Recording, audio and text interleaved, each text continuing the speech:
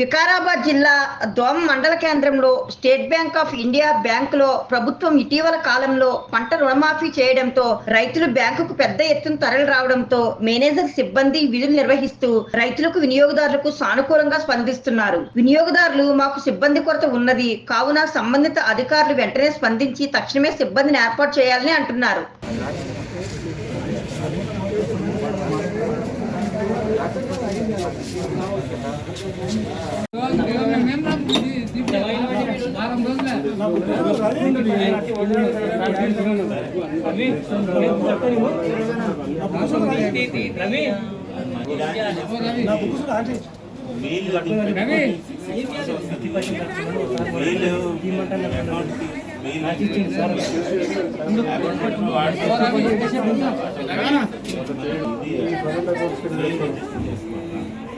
दवाई वीडियो